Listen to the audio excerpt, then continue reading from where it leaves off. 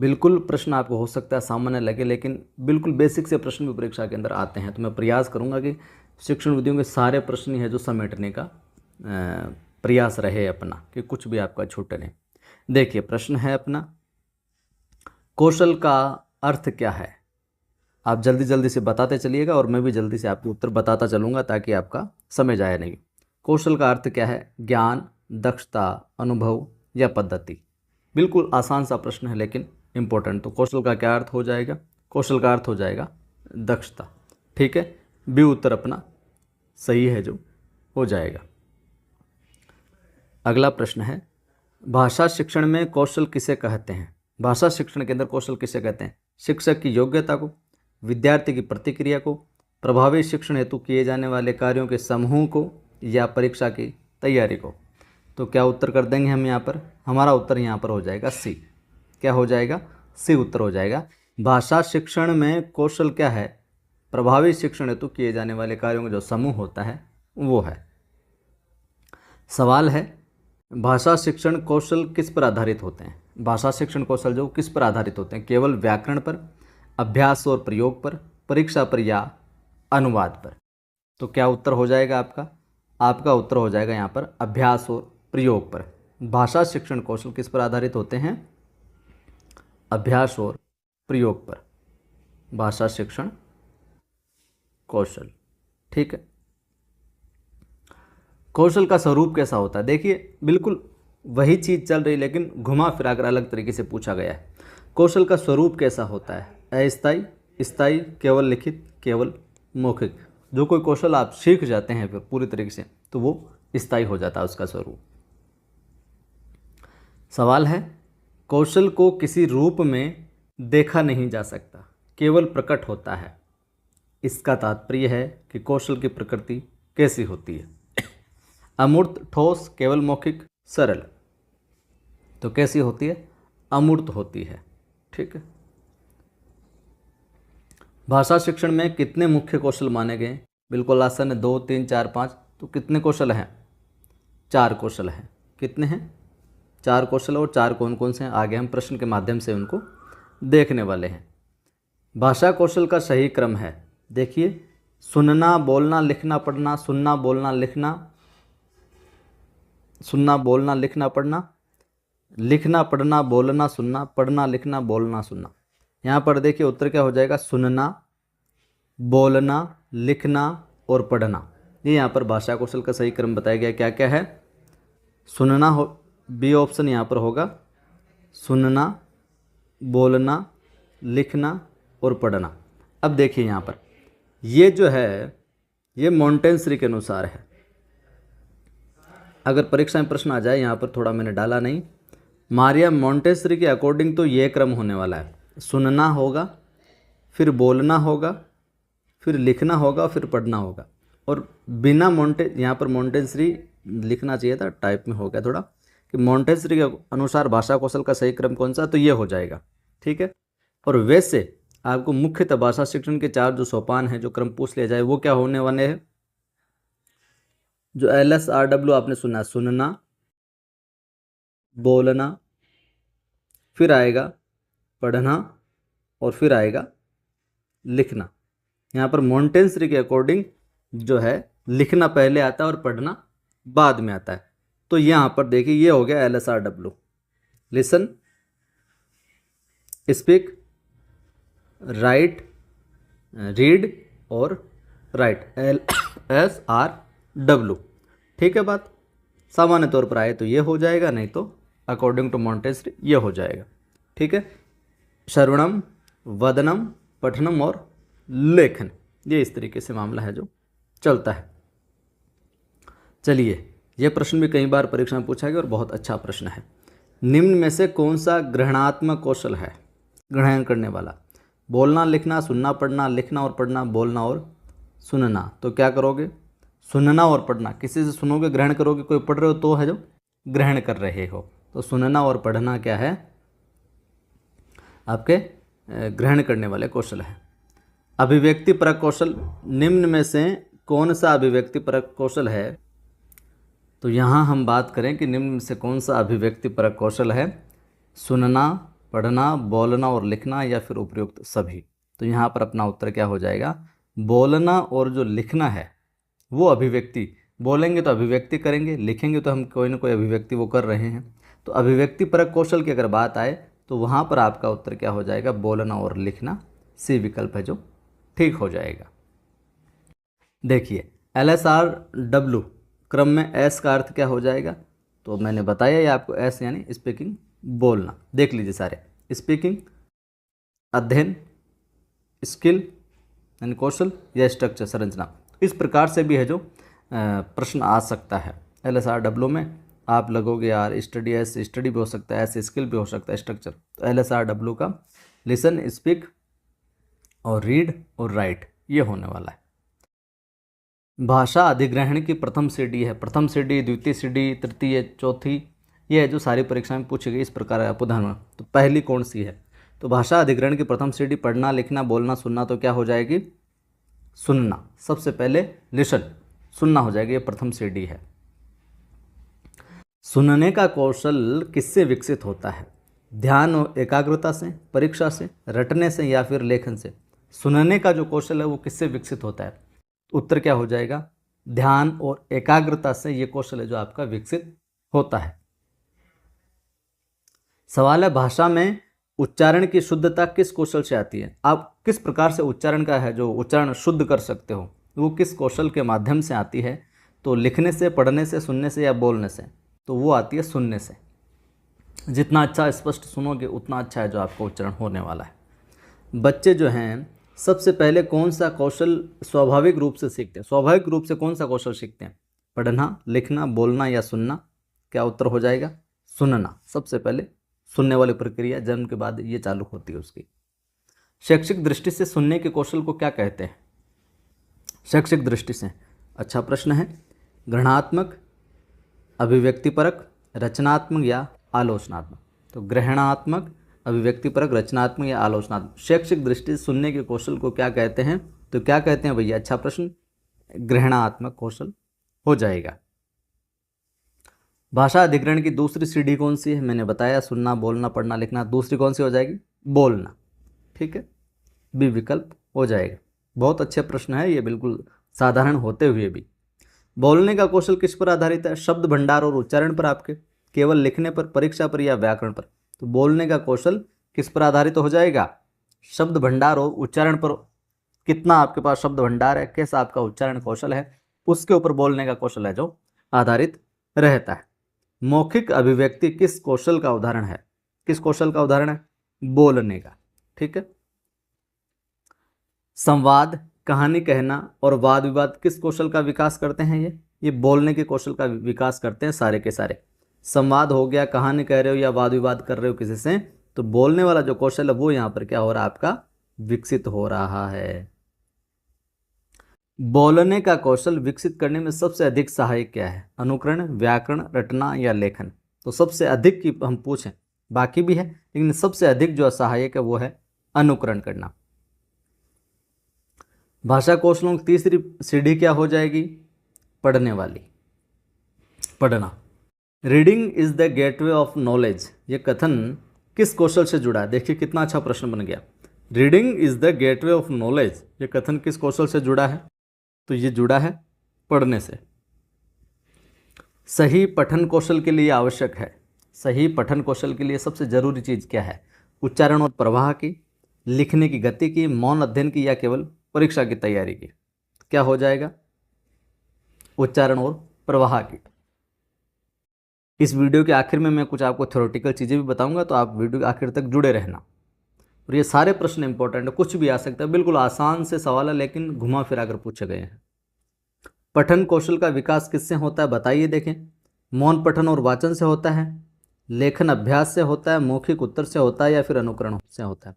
तो पठन कौशल का जो विकास होता है भैया वो मौन पठन और वाचन से है जो होता है।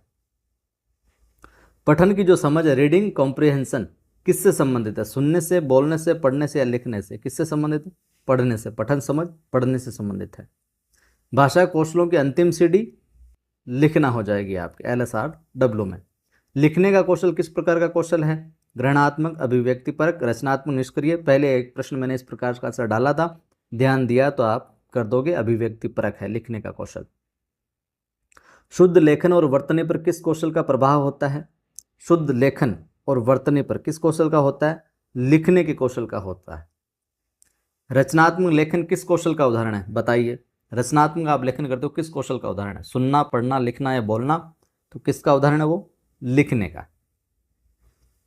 लिखने के कौशल को मजबूत करने के लिए क्या जरूरी है सबसे? अनुकरण, अभ्यास, सुनना या मौन पठन? तो उसके लिए जरूरी है सबसे अभ्यास। सबसे जरूरी अभ्यास को हम रखते हैं लेखन कौशल को मजबूत करने के लिए। भाषा कौशलों का संबंध किससे है? जो भाषाई कौशल है उनका संबंध किससे? मानसिक क्रियाओं से, शारीरिक अंगों से, बौद्धिक और समन्वय क्रियाओं से या उपयुक्त सभी? तो यहाँ पर उत्तर हो जाएगा डी।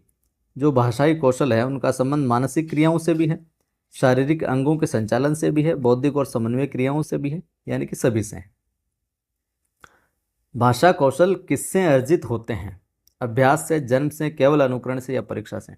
बहुत अच्छा प्रश्न। भाषा के जो कौशल वो किससे अर्जित होते हैं? बताइए क्या उत्तर होगा? उत्तर होगा अभ्यास से। जितने भी भाषा कौशल है वो क्या है? अभ्यास से है जो उनको अर्जित है, जो किया जा सकता है।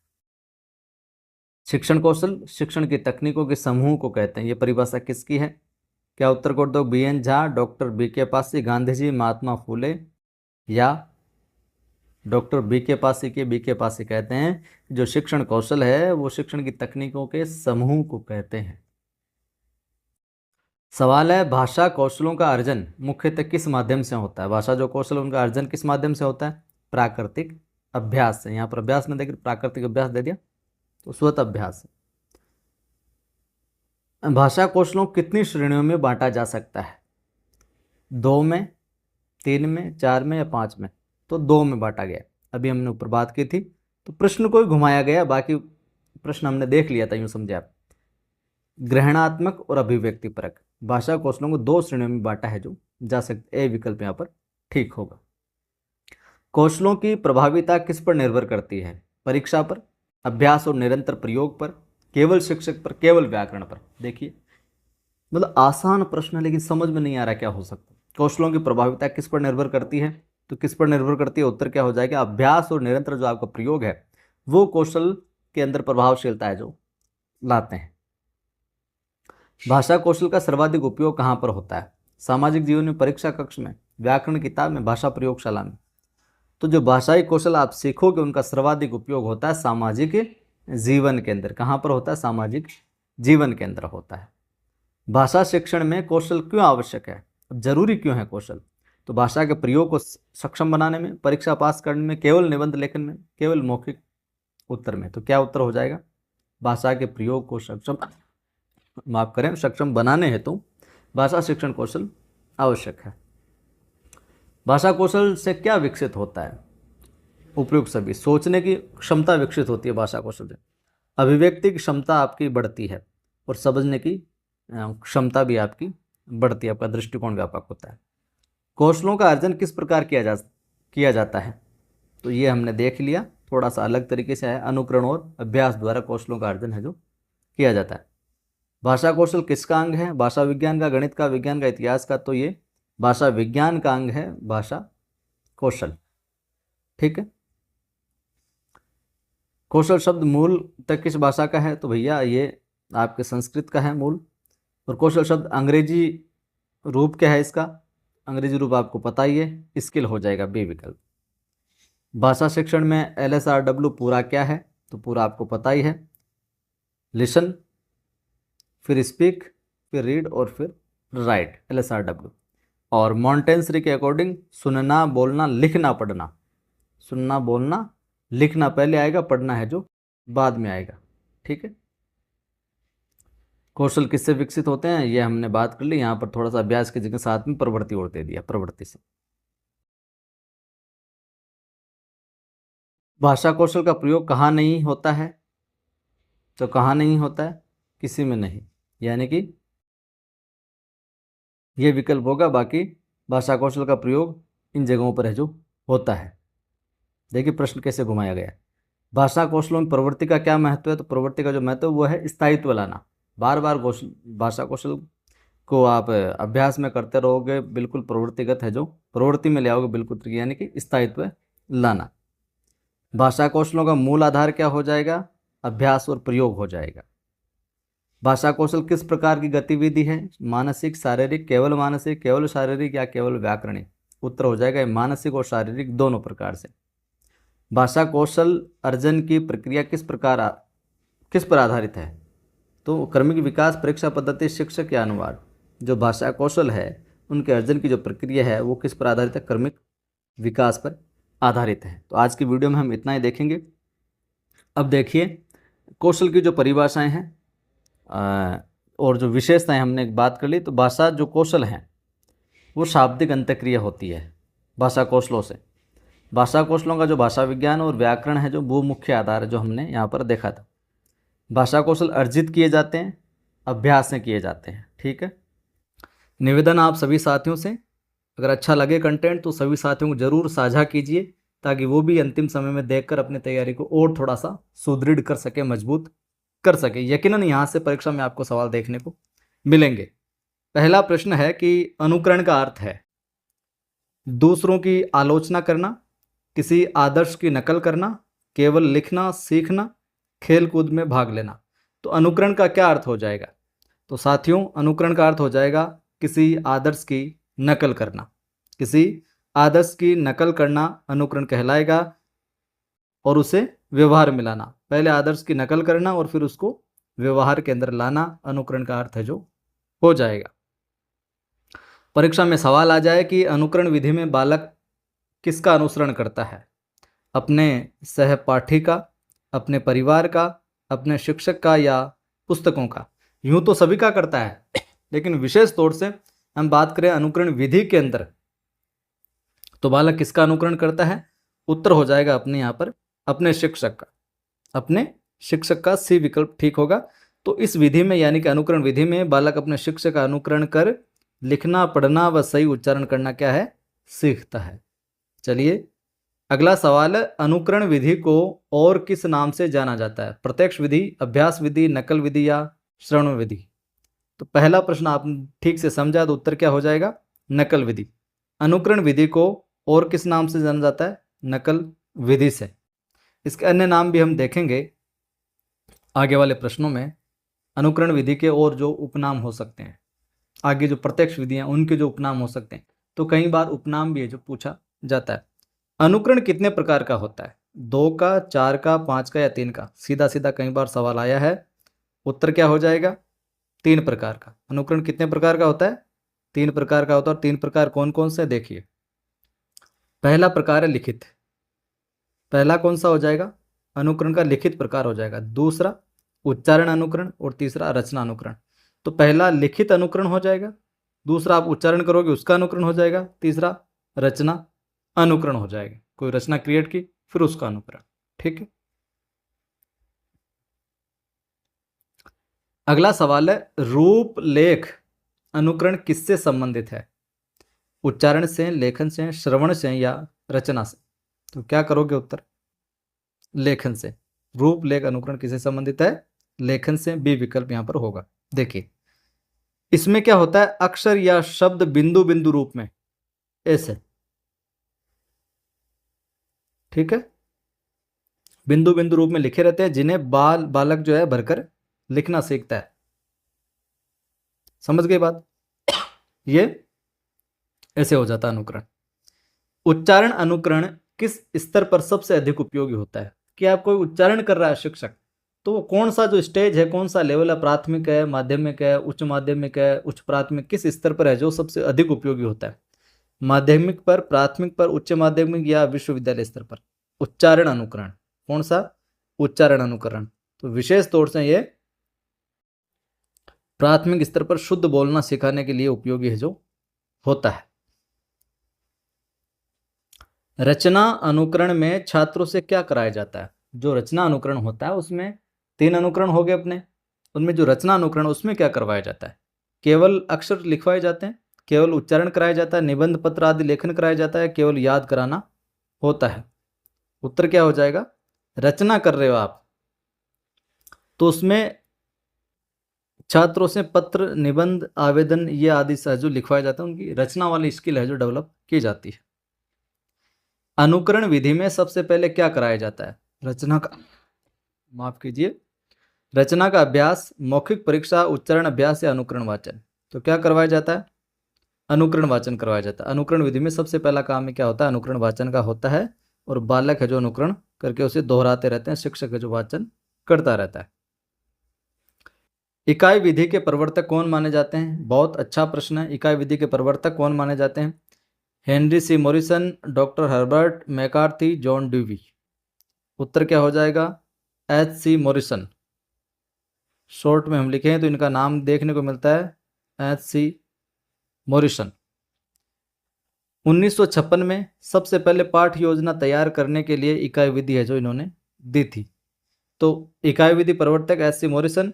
समय पूछ लिया जाए तो आपको क्या करना? 1956 है जो करना है। शिक्षा के क्षेत्र में हम बात करें तो इकाई विधि का प्रयोग सबसे पहले कब हुआ? तो अभी अभी हमने चर्चा की, 1956 के अंदर इन्होंने इकाई विधि दी थी। और बात करें हम सबसे पहले प्रयोग की इस विधि का, कि प्रयोग है जो कब कर लिया गया था, वो कर लिया गया था 1920 के अंदर ही। एक तरीके से शिक्षा क्षेत्र में इकाई विधि का प्रयोग है जो इसके इस तरीके से सिस्टम है जो होने वाला है। लेकिन परिवर्तन की बात करें पूरी तरीके से शेड्यूल सिस्टम से, वो है जो उस समय होता है हेनरी सी मॉरिसन, 1920 हो जाएगा। इकाई विधि में संपूर्ण पाठ्यक्रम को किस रूप में विभाजित किया जाता है? अध्यायों में, उपविषयों में, यूनिट्स, इकाइयों में, उदाहरणों में। तो आपको ध्यान में रखना है यूनिट्स के अंदर है जो इकाइयों में है जो विभाजित किया जाता है।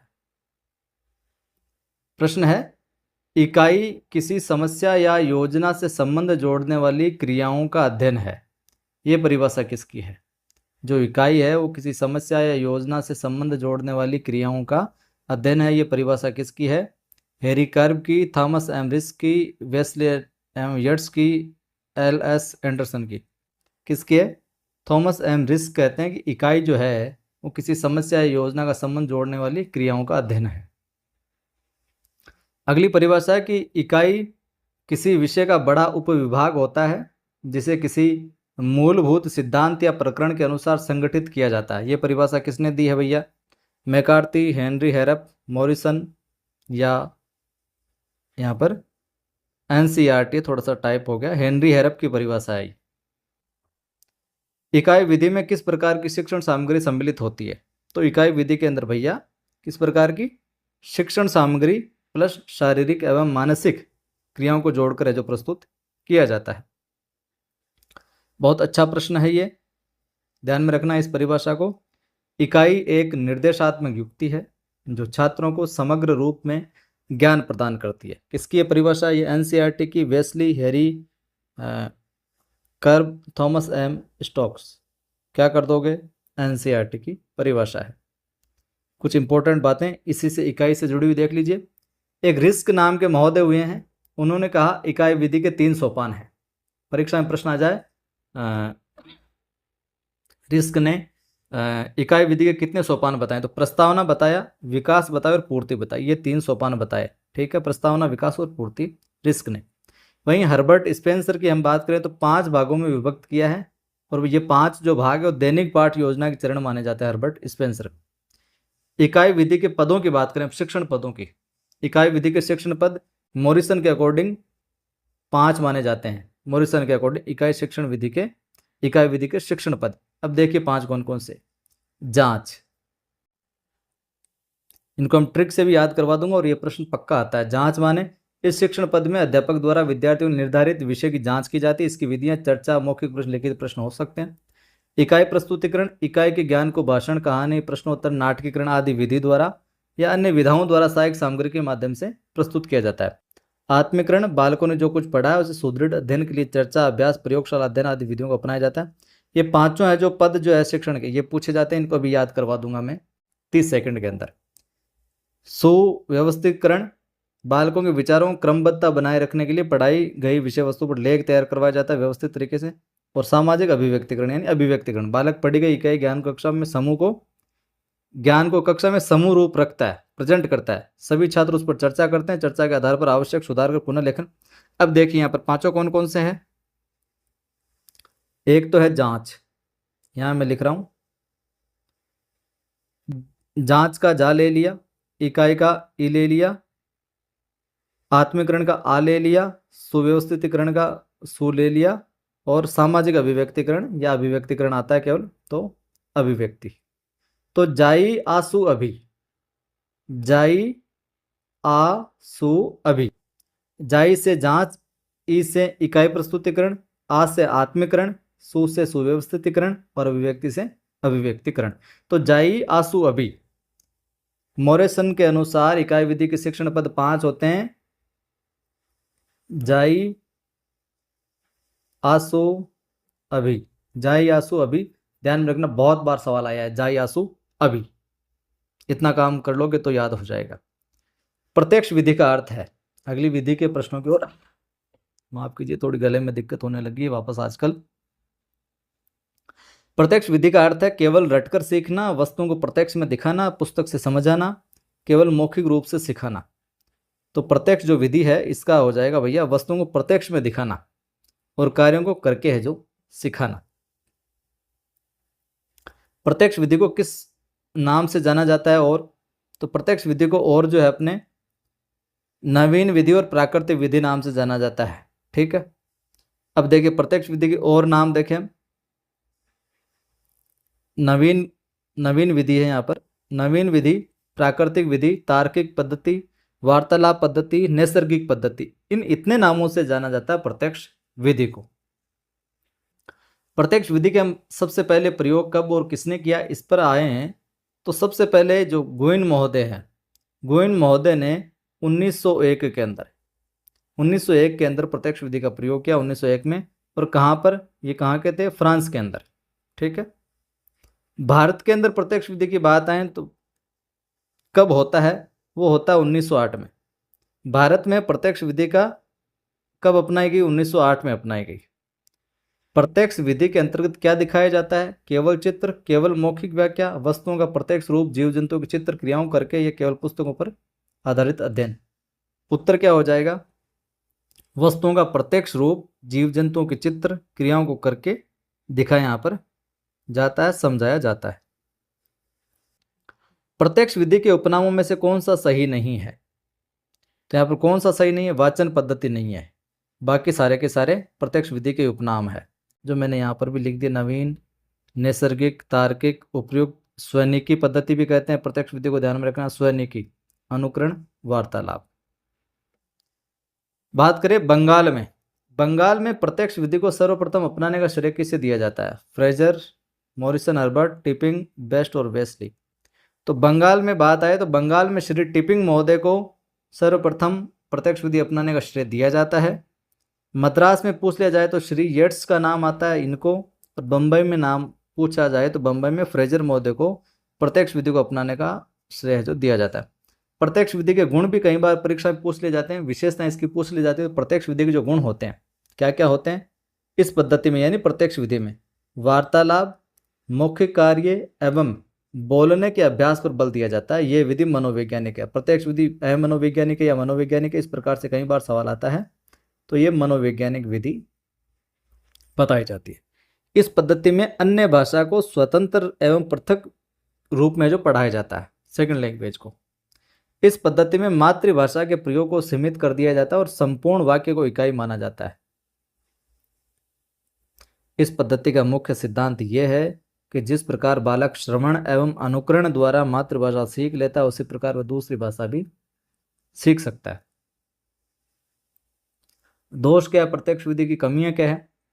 प्रत्यक्ष विधि में सीमित शब्दावली का ही ज्ञान दिया जा सकता है। अनेक शब्द ऐसे होते हैं जिनका प्रत्यक्ष व्याख्या नहीं की जा सकती, जिससे सर्वनाम विशेषण शब्दों का ज्ञान कराना संभव है। यह विधि कमजोर बालकों के लिए अधिक उपयोगी है। इस विधि की कठिनाई यह है कि संज्ञा, शब्द, पुस्तक, कलम, गेहूं, कुर्सी, मेज, लड़का, लड़की आदि का ज्ञान तो कराया जा सकता है दिखाकर प्रत्यक्ष रूप से, पर भाववाचक शब्दों और विशेषणात्मक शब्दों का ज्ञान कराने में थोड़ी कठिनाई होती है। संस्कृत में डॉक्टर रामकृष्ण गोपाल भंडारकर द्वारा सर्वप्रथम अपनाए जाने वाले व्याकरण अनुवाद विधि को क्या कहा जाता है? प्रत्यक्ष भंडारकर शब्दावली संचारण विधि। उत्तर हो जाएगा भंडारकर विधि कहा जाता है। ठीक है, तो भंडारकर विधि यानी व्याकरण अनुवाद विधि जो है, इसकी हम विशेषताएं देखें तो संस्कृत में डॉक्टर रामकृष्ण गोपाल भंडारकर द्वारा सर्वप्रथम अपनाए जाने के कारण इसको भंडारकर विधि भी कहते हैं। इस पद्धति द्वारा अनुकरण, तुलना और निरीक्षण का अभ्यास है जो होता है। द्वितीय भाषा शिक्षण की सर्वाधिक प्रचलित एवं प्राचीनतम पद्धति है व्याकरण अनुवाद। प्राचीनतम माध्यमिक स्तर पर द्वितीय भाषा शिक्षण हेतु सर्वाधिक प्रयोग की जाने वाली विधि है। इंपॉर्टेंट है सारे डाटा ये। पहले बालक को व्याकरण के नियम कंठस्थ कराए जाते हैं, उसके बाद में जो द्वितीय भाषा का अनुवाद मातृभाषा में सिखाया जाता है। सभी दोस्तों को आपको इस वीडियो को साझा भी करना है ताकि अन्य साथी भी जुड़े और उनकी भी मदद हो।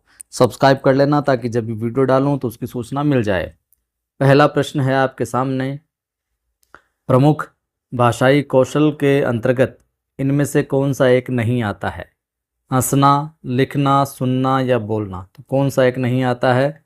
आसान है इसका उत्तर ए, हंसना इसके अंदर नहीं आता है, जबकि लिखना, सुनना, बोलना भाषाई कौशलों के अंतर्गत आता है। बहुत अच्छा प्रश्न है, सरल प्रश्न है, कई बार आया है। प्रश्न है कि शिक्षण विधियों में ज्ञानेंद्रियों की शिक्षा पर विशेष बल देने वाली पद्धति है, यानी कि जो शिक्षण विधियां उनमें जो ज्ञानेंद्रियों की शिक्षा है इस पर विशेष तौर से बल देने वाली पद्धति का नाम क्या है? स्वाध्याय विधि, मॉन्टेसरी विधि, किंडरगार्टन पद्धति या डाल्टन पद्धति। तो क्या हो जाएगा उत्तर?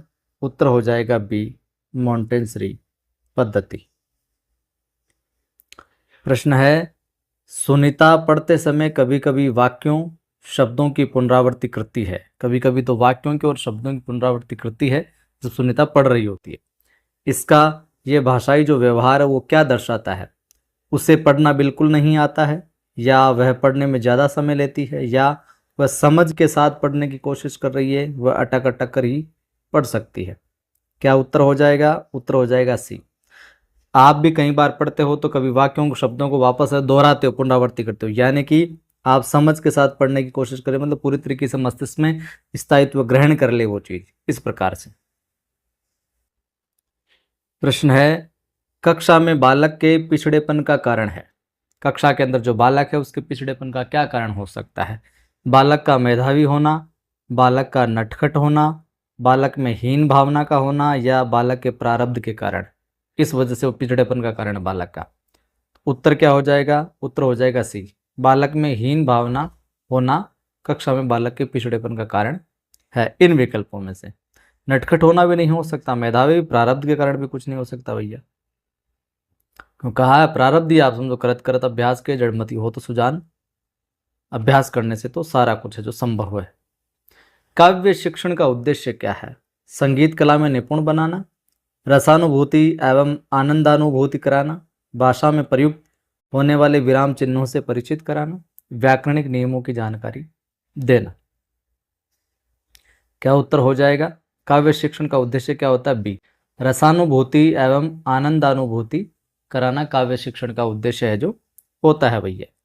ठीक है, प्रश्न आपसे परीक्षा में पूछा जा सकता है कि अच्छे मूल्यांकन की विशेषताएं है। अच्छा मूल्यांकन क्या कहलाता है, या उसकी स्पेसिफिकेशन क्या होती है?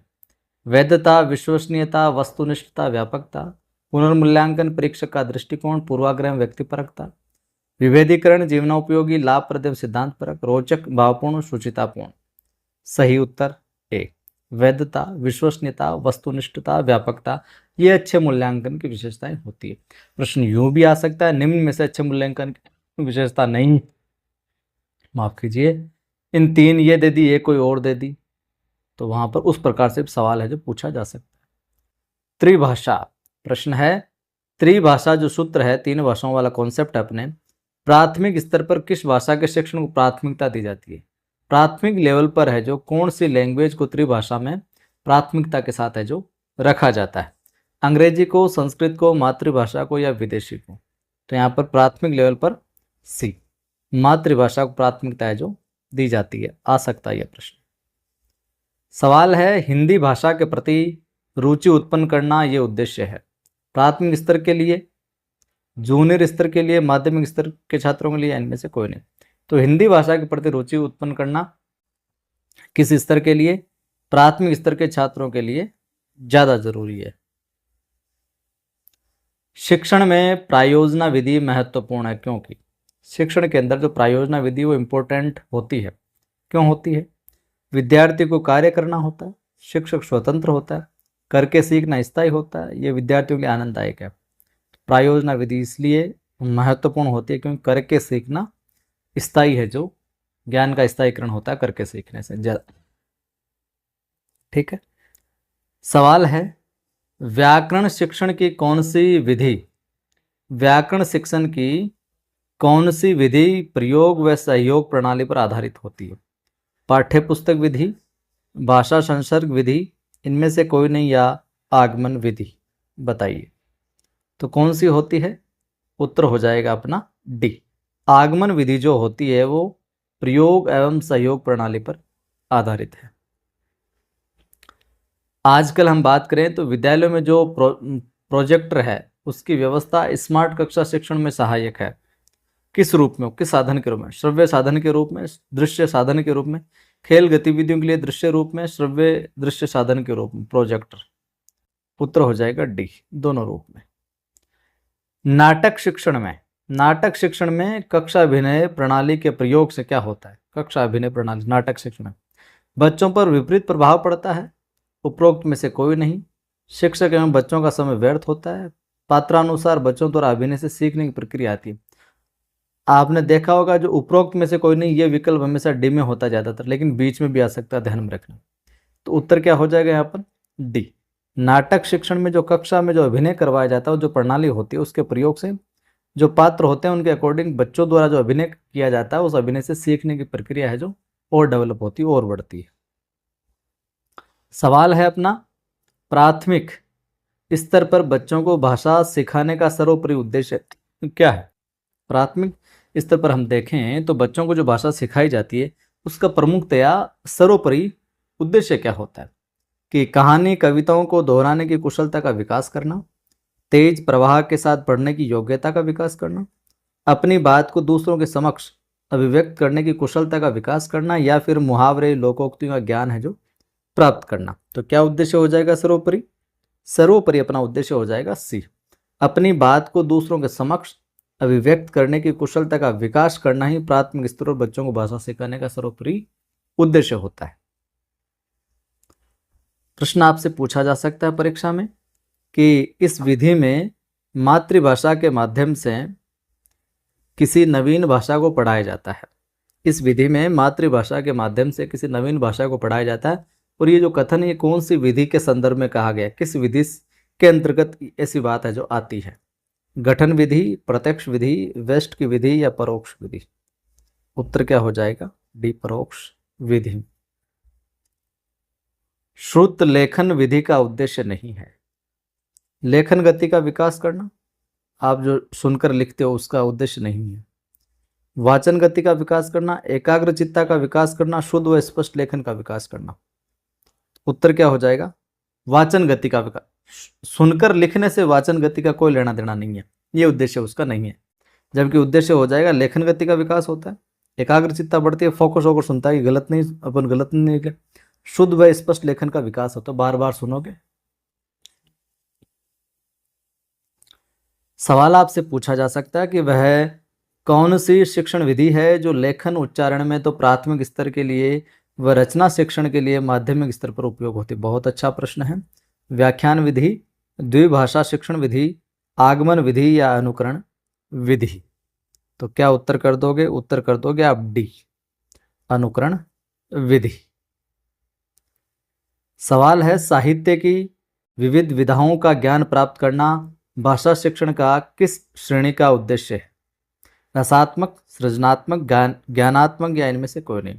तो साहित्य की जो विविध विधाएं हैं उनका ज्ञान प्राप्त करना भाषा शिक्षण के अंदर किस श्रेणी का उद्देश्य हो जाएगा? ये उद्देश्य हो जाएगा बंधुओं ज्ञानात्मक। ठीक है। सवाल है, भाषा सीखने का व्यवहारवादी दृष्टिकोण डैश डैश पर बल देता है? अनुकरण पर, अभिव्यक्ति पर, रचनात्मकता पर, या भाषा प्रयोग पर? तो ये अनुकरण पर देता है। भाषा सीखने का व्यवहारवादी दृष्टिकोण अनुकरण पर बल देता है। ठीक है, अनुकरण पर बल देता है। निम्न में से किस विधि द्वारा विद्यार्थियों को मौखिक अभिव्यक्ति में प्रेषित किया जा सकता है? प्रश्नोत्तरी द्वारा, वाक्य रचना द्वारा, कहानी लेखन द्वारा या कहानी लेखन द्वारा? अच्छा, दोनों विकल्प सेम हो गए क्या?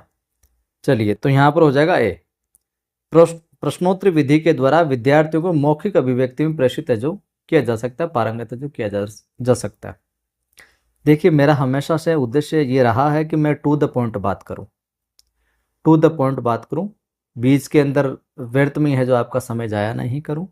प्रयास ये रहता है कि जो विवेकशील है, जो बच्चा सीरियस है, जो गंभीर रूप से अपनी तैयारी करके अपना लक्ष्य जो है उसको हिट करना चाहता है, उन तक अपनी क्लासेज है जो पहुँचे। इसीलिए व्यर्थ की संवाद बातचीत नहीं करके मैं टू द पॉइंट क्लास पर रहता हूँ। कईयों को ये क्लास जो बोर भी लग सकते कि क्या यार कुछ हंसी मजाक नहीं चल रहा। ठीक है, हंसी मजाक कभी कभार हो जाना चाहिए, लेकिन जब अध्ययन हो रहा हो तो फिर अध्ययन ही होना चाहिए। बिल्कुल एकाग्र होकर जिस प्रकरण, जिस बिंदु को आप पढ़ रहे हो उसी के अंदर मस्तिष्क है जो होना चाहिए, और यही एकाग्र चित्ता आपको है जो लक्ष्य तक पहुंचाती है, और लक्ष्य तक सफल ही नहीं बनाती, बल्कि आपको एक रैंक के अंदर है जो स्थापित करती है। तो पाठ्य पुस्तक में सहायक होती है। अगले प्रश्न की ओर बढ़ते हैं हम। केवल पाठ्यक्रम को व्यवस्थित क्रम में चलाने में, केवल शिक्षा के प्रति रुचि उत्पन्न करने में, केवल स्वाध्यापन में, या उपरोक्त सभी? तो पाठ्य पुस्तक की तो भैया सब में ही सहायक होती है।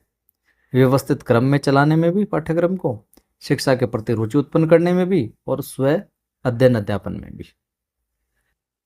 सवाल है कि निम्नलिखित में से किस उद्देश्य के लिए प्राथमिक स्तर पर भाषा सर्वाधिक महत्वपूर्ण कारक है?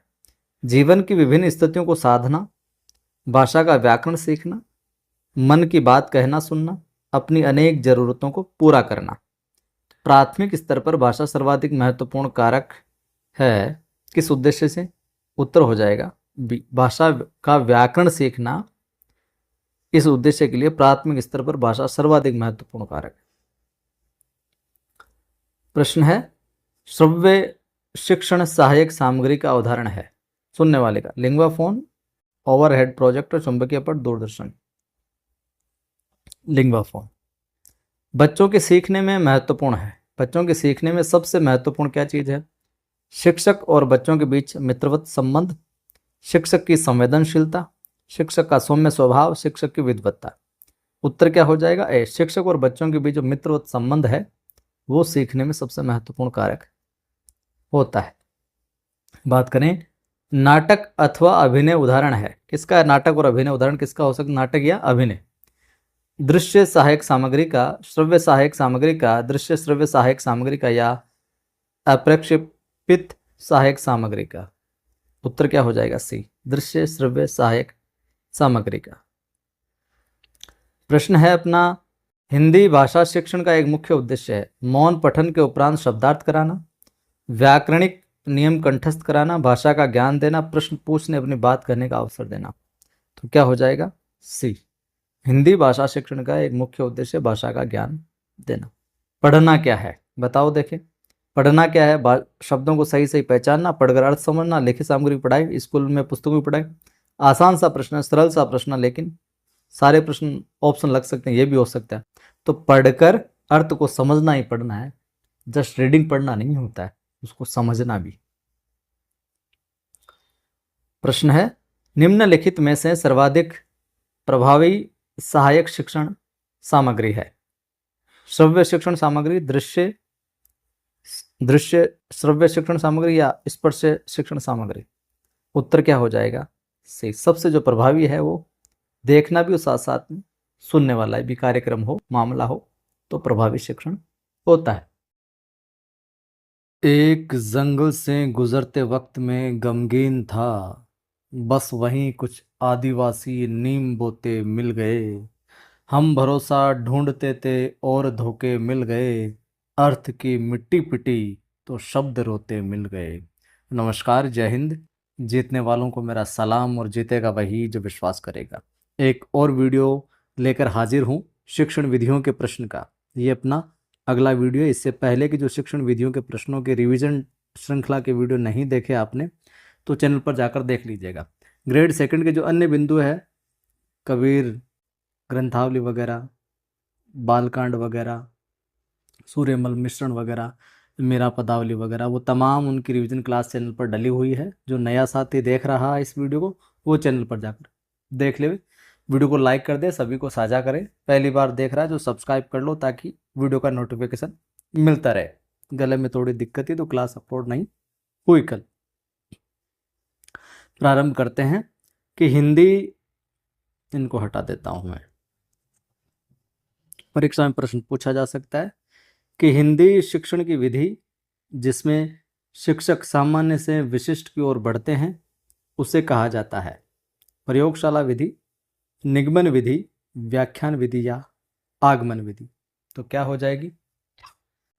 हिंदी शिक्षण की विधि जिसमें शिक्षक सामान्य से विशिष्ट की ओर बढ़ते हैं, तो उत्तर हो जाएगा बंधुओं अपना 2, निगमन विधि। ठीक है। प्रश्न पूछा जा सकता है परीक्षा में कि किस विधि या प्रणाली में शिक्षक कथावाचक का स्थान ग्रहण करते हुए प्रसंग की व्याख्या करता है। एज ए कथावाचक समझ लो आप, क्लास के स्तर पर हम व्यास प्रणाली विधि में, समीक्षा प्रणाली में, व्याख्या प्रणाली में या शब्दार्थ कथन प्रणाली में। तो क्या हो जाएगा बंधुओं? ये हो जाएगा अपने व्यास प्रणाली में। जब कथावाचक का नाम ही आ जाता है तो व्यासपीठ पर बैठकर वो कथा वाचन करता है, तो उस हिसाब से भी हम अंदाज लगा सकते। जिनको नहीं पता हो तो यूं भी किया जा सकता है। प्रश्न है कि खंडान्वय प्रणाली में भावों का स्पष्टीकरण किया जाता है व्याख्या के द्वारा, समीक्षा के द्वारा, प्रश्नोत्तर द्वारा या फिर तुलना के द्वारा। खंडान्वय जो अपनी विधि है उसमें भावों का स्पष्टीकरण किस प्रकार से होता है? तो वो होता है प्रश्नोत्तर द्वारा। ठीक है, प्रश्नोत्तर द्वारा। सवाल है कि भाषा संसर्ग प्रणाली में विशेष महत्व दिया जाता है। किसको दिया जाता है भाषा संसर्ग प्रणाली में? कवियों की जीवनी पर, नियमों पर, व्यवहारिक ज्ञान पर या फिर सैद्धांतिक ज्ञान पर। तो क्या उत्तर कर दोगे? भाषा संसर्ग प्रणाली में विशेष महत्व जो दिया जाता है वो दिया जाता है व्यवहारिक ज्ञान पर। तीसरा विकल्प अपना यहाँ पर ठीक हो जाएगा, व्यवहारिक ज्ञान। सवाल आ सकता है परीक्षा में कि इनमें से कौन सी व्याकरण शिक्षण प्रणाली अमनोवैज्ञानिक विधि पर आधारित प्रणाली, एक तरीके अमनोवैज्ञानिक है? आगमन प्रणाली, भाषा संसर्ग प्रणाली, निगमन प्रणाली या पाठ्यपुस्तक प्रणाली? क्या कर दोगे? पाठ्यपुस्तक प्रणाली। इकाई किसी समस्या या योजना से संबंध जोड़ने वाली क्रियाओं की समग्रता या एकता को प्रकट करती है। इकाई विधि का यह कथन किसका है? हर्बर्ट मॉरिसन, हेनरी हेरप या थॉमस एम रिस्क? क्या कर दोगे? थॉमस एम रिस्क का ये कथन है कि इकाई जो है वो किसी समस्या या योजना से संबंध जोड़ने वाली क्रियाओं की समग्रता या एकता को प्रकट करती है। सवाल है, यदि हम चाहते हैं कि विद्यार्थियों का भाषा पर पूरा पूरा अधिकार हो तो उन्हें ऐसे लेखकों की रचनाएं पढ़ाने को दी जाए या पढ़ने को दी जाए जिनका भाषा पर अच्छा अधिकार हो। यह कथन किस शिक्षण विधि के संदर्भ में कहा गया है? पाठ्यपुस्तक, सूत्र विधि, भाषा संसर्ग या प्रयोग विधि? तो बताइए क्या उत्तर कर दोगे? आपका उत्तर यहाँ पर हो जाना चाहिए सही। क्या? 3 नंबर, भाषा संसर्ग विधि में पाठ्यपुस्तकें लेखकों की दी जाती है रचनाएं कि पढ़ो भैया इन्हें। प्रश्न है कि शिक्षण विधियों के संदर्भ में कौन सा कथन सही नहीं है? सही कौन सा नहीं है? शाखीय अभिक्रमित अनुदेशन विधि में छात्र प्रश्न का उत्तर स्वयं बनाता है। भाषा शिक्षण यंत्र विधि में सीतावाद्य आदि यंत्रों का प्रयोग किया जाता है। व्याख्यान विधि में विभिन्न प्रयोगों व दृष्टांतों का प्रयोग किया जाता है। ध्वन्यात्मक विधि वर्णमाला सीखने से संबंधित है। तो सही कौन सा नहीं है? तो उत्तर हो जाएगा 1 नंबर। ये यहाँ पर है जो ठीक नहीं है, बाकी सारे के सारे सही। की भाषा शिक्षण यंत्र में सीतावाद्य आदि यंत्रों का प्रयोग किया जाता है। व्याख्यान विधि में विभिन्न प्रयोगों व दृष्टांतों का उपयोग भी किया जाता है। ध्वन्यात्मक विधि वर्णमाला सिखाने से संबंधित अपना पहला वाला ठीक नहीं है, गलत है। प्राथमिक स्तर पर उपयोगी विधि है व्याख्यान, बालगीत, समीक्षा या तुलना। तो प्राथमिक स्तर पर उपयोगी विधि कौन सी हो जाएगी? बालगीत विधि हो जाएगी। निम्नलिखित में से अगला प्रश्न है, निम्नलिखित में से पद्य शिक्षण की विधि है, पद्य शिक्षण की, नोट गद्य शिक्षण, पद्य, व्यास या तुलना, गीत खंडान्वय, सभी या समीक्षा, रसास्वादन। तो पद्य शिक्षण की विधियों में बात करें तो सारी की सारी, यानी कि 3 नंबर विकल्प, यानी कि व्यास विधि भी है, गीत खंडान्वय भी है, समीक्षा रसास्वादन भी है, सारी पद्य शिक्षण की विधियां हैं। प्रश्न परीक्षा में पूछा जा सकता है कि पद्य शिक्षण की सर्वश्रेष्ठ विधि कौन सी है, ये सबसे बढ़िया पद्य शिक्षण के लिए सबसे बढ़िया बताओ। रसास्वादन, गीत अभिनय, दंडान्वय, व्याख्या विधि। क्या कर दोगे? गीत अभिनय। रचना शिक्षण की विधि नहीं है, रचना शिक्षण की विधि कौन सी नहीं है? प्रश्नोत्तर, व्यास, अनुकरण या देखो और रचो। तो कौन से नहीं है? व्यास विधि जो है वो रचना शिक्षण की विधि नहीं है। प्रश्नोत्तर विधि के जनक कौन हो जाएंगे? वुडवर्थ, स्पेंसर, सुकरात या हल? प्रश्नोत्तर विधि के जनक कौन? सुकरात। कौन हो जाएंगे? सुकरात। परीक्षा में प्रश्न आपसे पूछा जा सकता है कि निम्नलिखित में से व्याकरण शिक्षण की विधि नहीं है, व्याकरण शिक्षण की विधि नहीं है, व्याकरण को पढ़ाने के लिए कौन सी विधि नहीं है इनमें से? समवाय, सूत्र विधि, अव्याकृति, व्याकरण, अनुवाद। सूत्र विधि या ध्वनि साम्य ये व्याकरण शिक्षण की विधि नहीं है। अगला अपना प्रश्न है, व्याकरण शिक्षण की विधि है आगमन, सभी, व्यतिरेक या विश्लेषण? उत्तर हो जाएगा 2, सभी की सभी है ये। ठीक है। गद्य विद्या नहीं है, गद्य या नहीं, प्रबंध काव्य विधा है यहाँ, प्रबंध काव्य, आत्मकथा, रूपक या उपन्यास? उत्तर क्या हो जाएगा? 1, प्रबंध काव्य, ये आपके गद्य विधा के अंदर है जो नहीं आता है। ठीक है। निबंध शिक्षण की विधि है मंत्रणा, प्रवचन, प्रश्नोत्तर या सभी? तो सभी हो। निबंध शिक्षण के लिए ये सारी विधियां आप यूज जो कर सकते हो। कहानी शिक्षण की विधि नहीं है, तो कहानी शिक्षण की विधि में हम बात करें नहीं के अंदर, गहन अध्ययन प्रणाली, चित्र प्रदर्शन, अधूरी कहानी पूर्ति लेखन, अनुकरण विधि। तो कौन से नहीं हो जाए कहानी शिक्षण? अनुकरण विधि जो है कहानी शिक्षण की विधि नहीं, कहानी शिक्षण उन्हीं ऊपर वाली के माध्यम से जो पढ़ाया जा सकता है, किया कराया जा सकता है।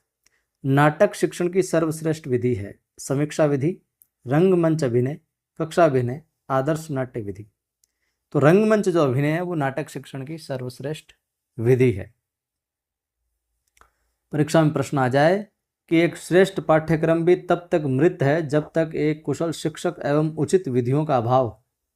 शिक्षण विधि के संदर्भ में यह कथन किसका है? किसका कोटेशन है? थार्नडाइक, माध्यमिक शिक्षा आयोग का, वॉइनिंग का या जॉन डीवी का? तो माध्यमिक शिक्षा आयोग का एक कथन है। आगमन विधि पर आधारित शिक्षण सूत्र है प्रत्यक्ष से प्रमाण की ओर, सरल से कठिन की ओर, विशिष्ट से सामान्य की ओर या ज्ञात से अज्ञात की ओर? इस प्रश्न का उत्तर आप कमेंट करके बताइएगा। सामूहिक शिक्षण प्रणाली किस विधि को कहते हैं? व्यतिरेक, दल शिक्षण, इकाई, समवाय? दल शिक्षण को कहते हैं सामूहिक शिक्षण प्रणाली। ठीक है। प्रश्न परीक्षा में पूछा जा सकता है आपसे कि अभिक्रमित अधिगम स्वशिक्षण विधियों के व्यापक संप्रत्यय को स्पष्ट करने के लिए प्रयुक्त एक विधा है। अभिक्रमित अनुदेशन की यह परिभाषा है डीएल कुक की, कोरे की, पियर्स की या सुसन मार्कल की? क्या उत्तर करोगे? डीएल कुक की। मौन वाचन का अभ्यास होना चाहिए शारीरिक रूप से, कभी कभी नियमित रूप से, अनियमित रूप से। मौन वाचन का अभ्यास कभी कभी। प्रश्न है गद्य के कौन से पाठ रूप में मौन वाचन अनुपयुक्त है? गद्य का कौन सा वो पाठ का रूप है जहां पर मौन वाचन अनुपयुक्त है? आत्मकथा, कहानी, जीवनी या संवाद? तो संवाद के अंदर मौन वाचन का मामला है जो बैठेगा नहीं आपके। मॉन्टेसरी पद्धति का निर्माता कौन है? कमेंट करके बताना, बिल्कुल सरल है ये तो। प्रश्न पूछा जाए कि सूक्ष्म शिक्षण प्रणाली का प्रारंभ स्टैनफोर्ड विश्वविद्यालय में किस सन में हुआ? तो क्या करोगे? उत्तर क्या कर दोगे? 58, 50, 60 या 55? 1960 में। प्रश्न है सूक्ष्म शिक्षण प्रणाली का प्रतिपादन किन शिक्षा शास्त्रियों द्वारा हुआ? तो क्या नाम करोगे? एलन और उनके सहयोगी, वेलर्ड, किलपैट्रिक या मॉन्टेसरी? क्या कर दोगे? एलन और उनके सहयोगियों के द्वारा। निर्देशित स्वाध्याय प्रणाली का सोपान है। निर्देशित स्वाध्याय प्रणाली का सोपान है क्रियान्वयन, मूल्यांकन, नियोजन या सभी? क्या करोगे उत्तर?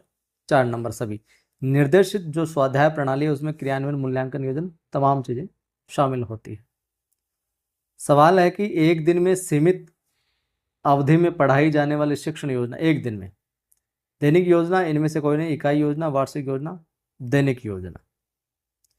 प्रश्न है पद्य पाठ का सर्वाधिक महत्वपूर्ण सोपान क्या हो जाएगा? भाव विश्लेषण करना, प्रस्तावना, आदर्श वाचन, संभावी कविता। तो पद्य पाठ का सर्वाधिक महत्वपूर्ण सोपान भाव विश्लेषण। प्रश्न है सूक्ष्म शिक्षण में सामान्य शिक्षण में प्रयुक्त होने वाले किसी एक कौशल में कुशलता अर्जित करने के लिए किया जाता है क्या? दीर्घकालिक शिक्षण, अल्पकालिक शिक्षण, इनमें से कोई नहीं है, अर्धवार्षिक शिक्षण। तो क्या कर दोगे उत्तर? सूक्ष्म शिक्षण में सामान्य शिक्षण में प्रयुक्त होने वाले किसी एक कौशल में कुशलता अर्जित करने के लिए क्या जरूरी है भाई साहब? तो वो वहां पर जरूरी चीज है अल्पकालिक शिक्षण। अगला अपना सवाल है, परीक्षा में आपसे पूछा जा सकता है कि सूक्ष्म अध्यापन नियंत्रित अभ्यास का सूत्र है जिसमें एक विशिष्ट व्यवहार को नियंत्रित दशाओं में सीखना संभव है। ये परिभाषा, ये कथन किसका है? एलन एवं ईव का, क्लिफ्ट का, मैककोलम का या फिर पेक व टेकर का? तो आपका उत्तर क्या हो जाएगा? उत्तर हो जाएगा 1 नंबर। एलन और ईव कहते हैं कि सूक्ष्म अध्यापन नियंत्रित अभ्यास का सूत्र है जिसमें एक विशिष्ट व्यवहार को नियंत्रित दशाओं में सीखना संभव है। ठीक है। सवाल आपसे पूछा जा सकता है कि पढ़ना सिखाने के लिए साहचर्य प्रणाली का निर्माण किसने किया? फ्रोवेल, डीवी, मेंजिल, मॉन्टेसरी। उत्तर क्या होगा? मॉन्टेसरी। साहचर्य प्रणाली मॉन्टेसरी। उच्चारण सुधार का प्रयास किस स्तर पर होना चाहिए? उच्चारण सुधार का उच्च स्तर पर, इनमें से कोई नहीं, प्राथमिक या माध्यमिक स्तर। तो कौन सा स्तर है जहाँ पर आप उच्चारण सुधार के लिए प्रयास करोगे? तो वो स्तर है प्राथमिक स्तर। मतलब नींव के अंदर ये मामला ठीक कर दोगे तो फिर ठीक रहेगा। प्रश्न है मौखिक अभिव्यक्ति में निम्नलिखित में से कौन सी विधि उचित नहीं है? मौखिक अभिव्यक्ति में विधि उचित नहीं है। मौन वाचन, कविता पाठ, संवेद वाचन, सहस्वर वाचन। जब मौखिक अभिव्यक्ति वाला मामला हो तो फिर मौन वाचन है जो ठीक है। क्यों? अभिव्यक्ति कैसे करोगे? विषय उचित तो ये नहीं रहेगी, बाकी सारी ठीक है। उच्चारण अभ्यास कब कराया जाता है? उच्चारण का जो अभ्यास कब कराया जाता है? अनुकरण वाचन के बाद, अनुकरण वाचन करते समय, आदर्श वाचन के बाद, आदर्श वाचन करते समय।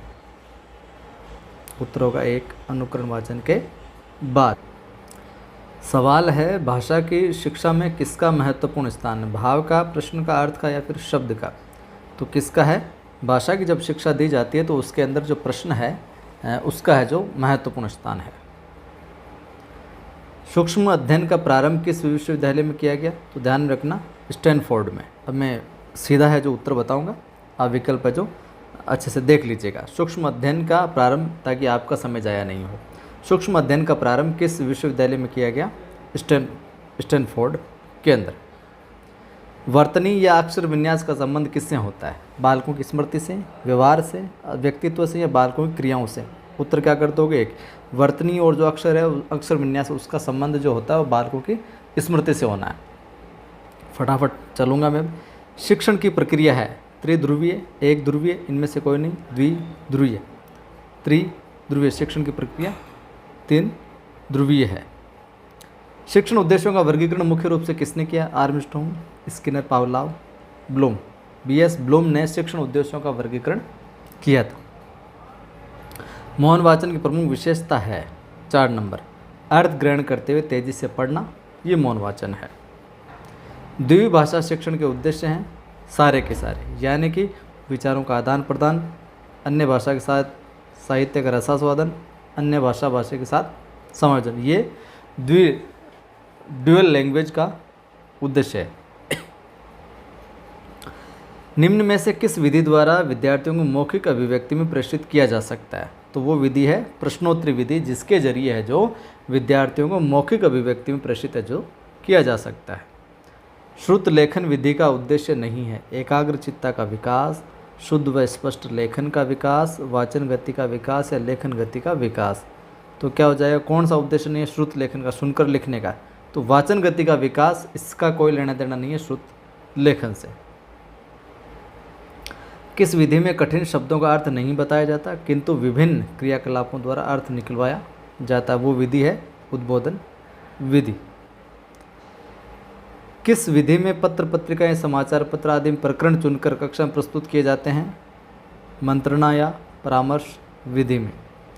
गद्य शिक्षण का उद्देश्य क्या है, मुख्य रूप से सभी, यानी कि तर्क शक्ति का विकास, शब्द भंडार में वृद्धि, लोकोक्ति मुहावरों को ज्ञान, ये सारा का सारा गद्य शिक्षण की ये उद्देश्य हैं।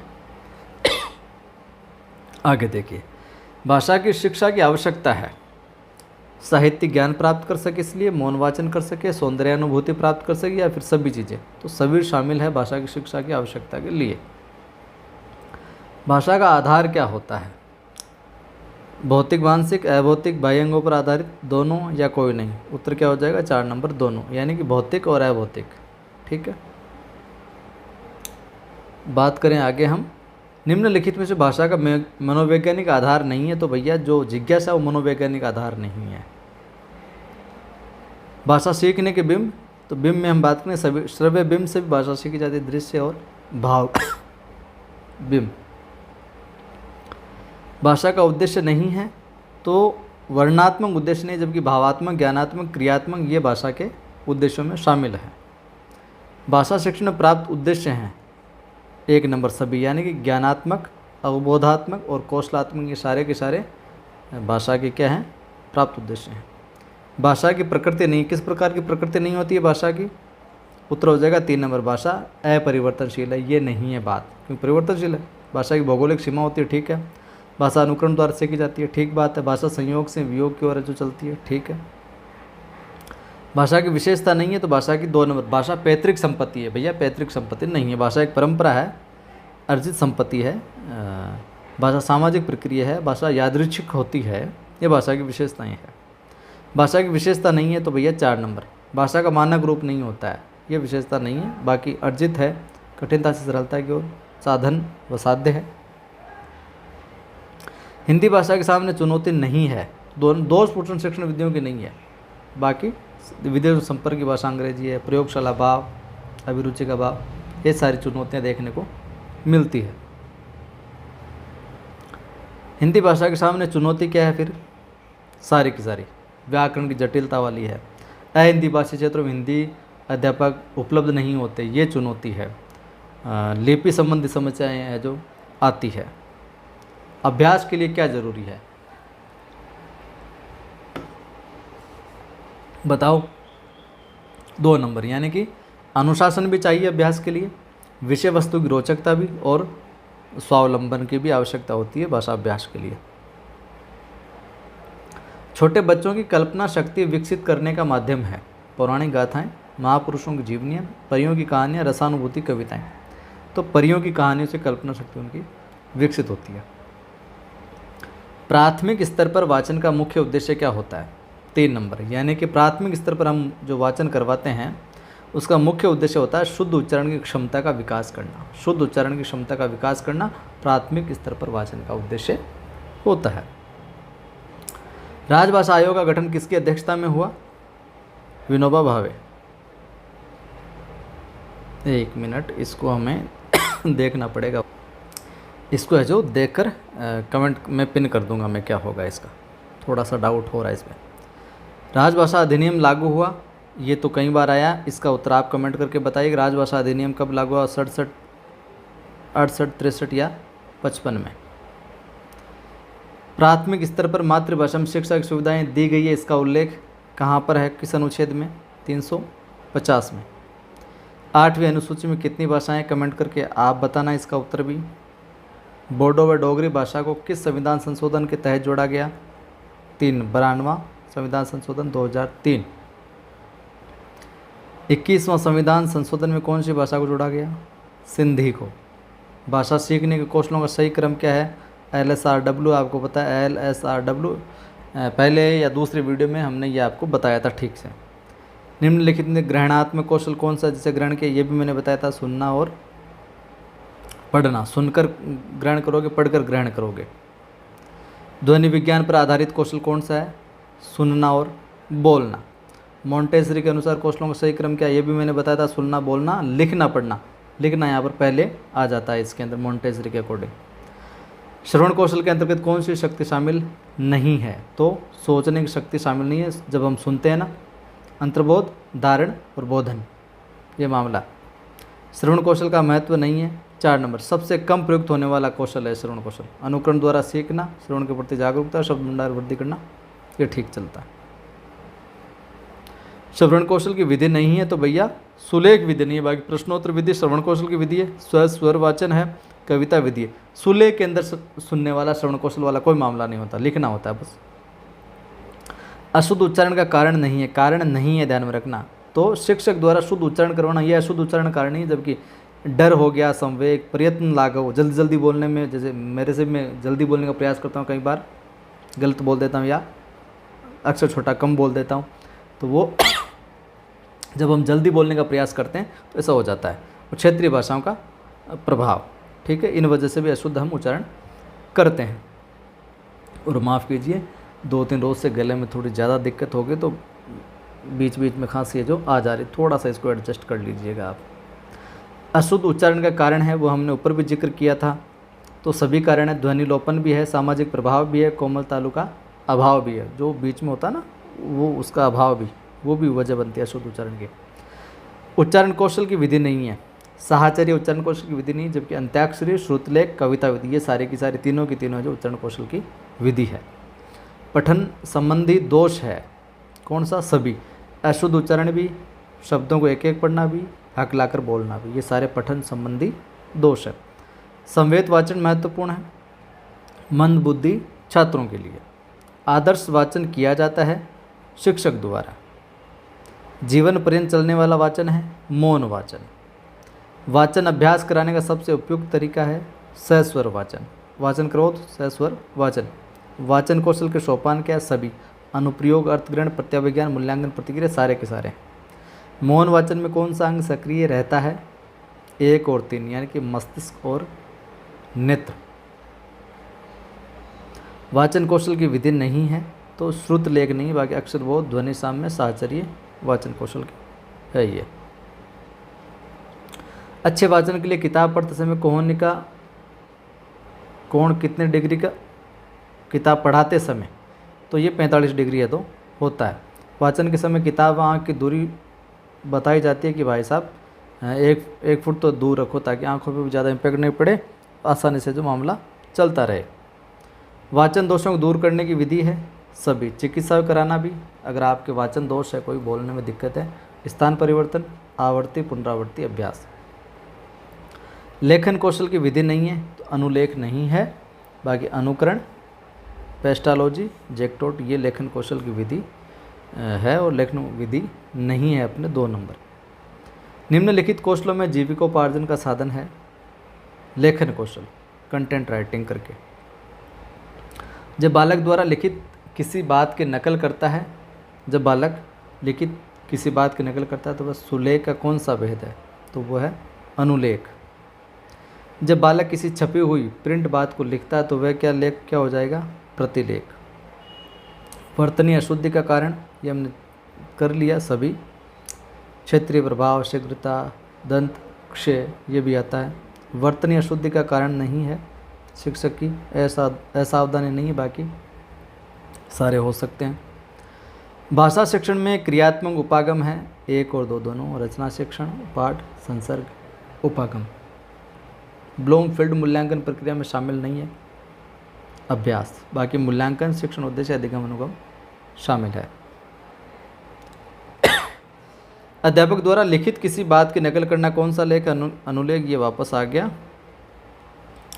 व्याकरण के ज्ञान की आवश्यकता है, भाषा के शुद्ध प्रयोग में व्याकरण ज्ञान की आवश्यकता पड़ती है।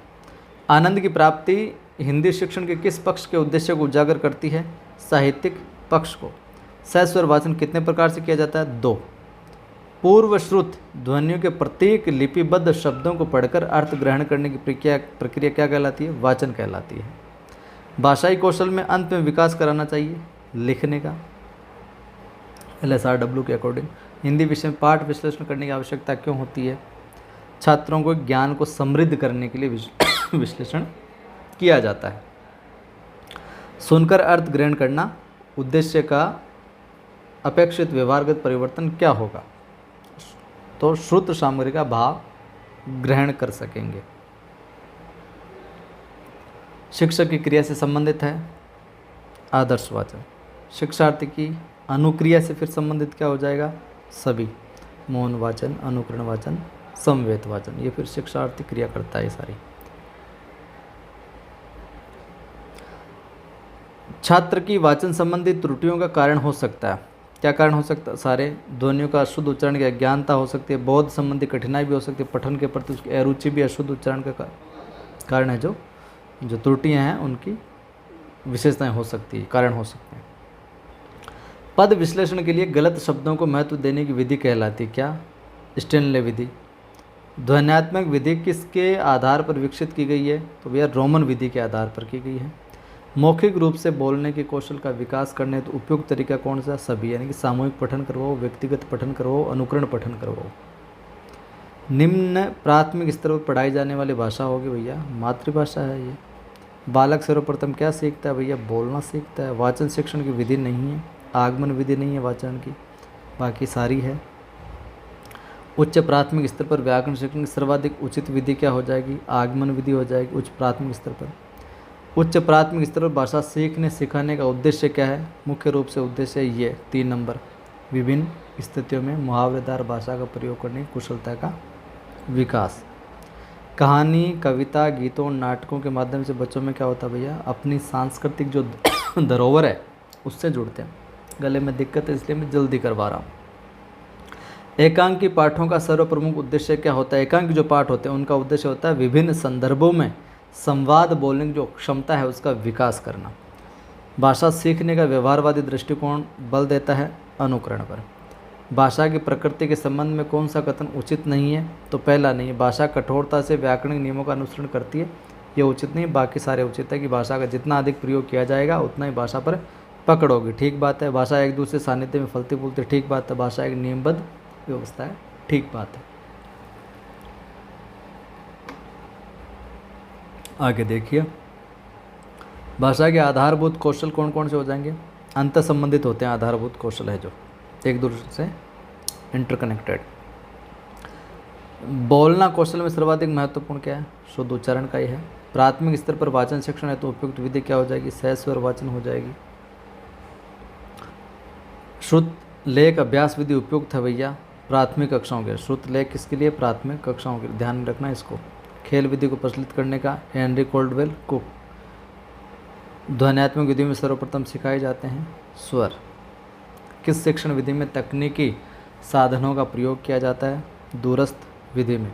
कविता का मुख्य लक्षण क्या है? भाव है, रसानुभूति कराना ही कविता का मुख्य लक्षण। प्रश्न, रसास्वादन विधि आधारित है भैया रस पर। भाषा संसर्ग प्रणाली व्याकरण शिक्षा किस पक्ष पर बल देती है? व्यवहारिक पक्ष पर। भाषा संसर्ग प्रणाली, भाषा संसर्ग प्रणाली उपयोगी है व्याकरण में। व्याख्यान विधि का अन्य नाम प्रवचन विधि है।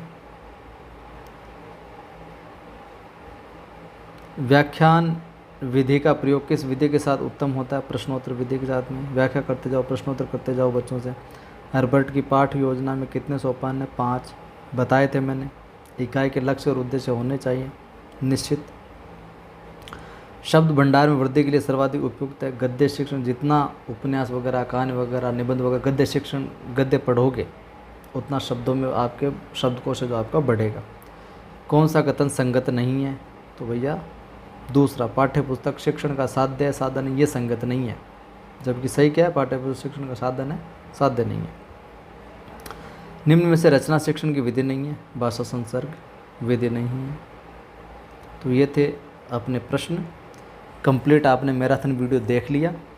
अच्छा लगा है तो फिर लाइक करें। अच्छा लगेगा ही लगेगा क्योंकि परीक्षा में यहाँ से सवाल डेफिनेटली आपको देखने को मिलेंगे।